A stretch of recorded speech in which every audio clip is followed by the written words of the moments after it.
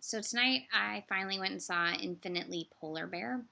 A couple of things before I get into what I was saying. So I was looking up Maya Forbes, and I guess her actual daughter plays the fictionalized version of her in this film. She's also her sister, who is also fictionalized in here, is the lead singer of Pink Martini, and then they're distantly related to John Kerry. So that's the start there. So I resisted watching this film for a while, even though I had heard relatively good things, because I think I mentioned this in a previous video. When I was 16, I was diagnosed with bipolar disorder, bipolar 2, which is not quite the same as what Mark Ruffalo's character has in this. It's look it up, little like Rocky 2, but bipolar 2. It's slightly different, but equally trying disorder that I've lived with for, I guess, 13 years now, and it has its ups and downs. And watching it depicted in films is often difficult.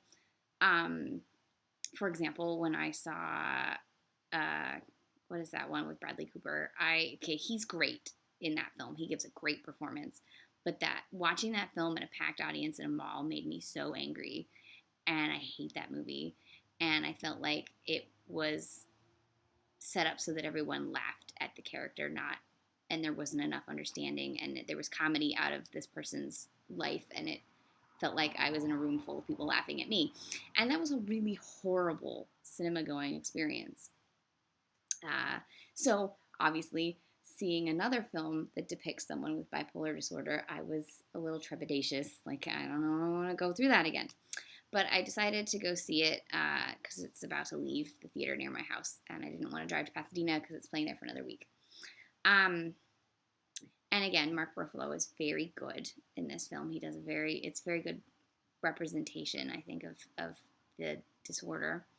Um, saw a lot of myself in bits of like the apartment. Oh God, but it wasn't an uncomfortable experience, which was great. There were a couple moments where there was comedy where I don't know if it was intended, and I don't know if there should have been comedy, and it did feel uncomfortable seeing people laugh at it, where I was like, this is not funny.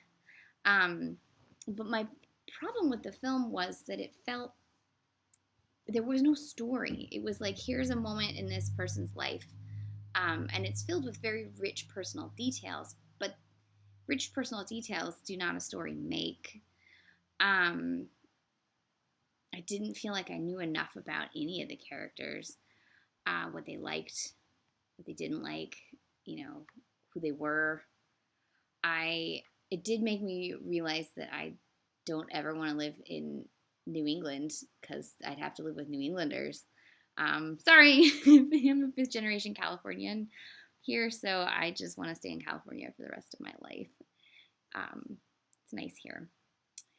What else? There were a couple of moments where the political commentary was great, um, having to do with like working mothers and race and all kinds of things that I wish I wish there were more of an overarching theme in the film, and I wish that there was a stronger point of view. And like I saw in one review, I wish there were more hindsight. It felt very much like she loved her father, and this was a Valentine to her father. But it's not critical enough. It's not insightful enough.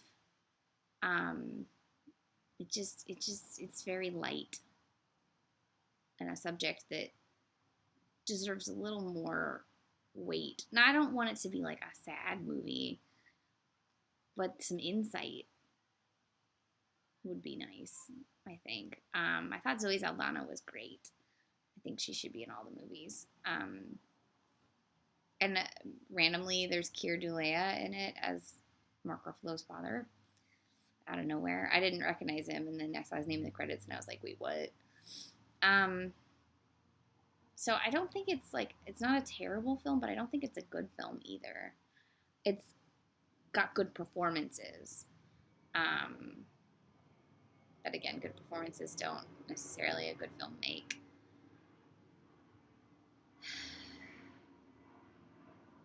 Yeah, that's where I'm at with this movie. Um, So it's called Infinitely Polar Bear. It's written and directed by Maya Forbes. And you can, if you're in Los Angeles, you can still see it in Pasadena for another week. And I think at the music hall, maybe. I think it was at 2 different places. The Lemleys. Go to thelemley.com. You can find it. Yeah.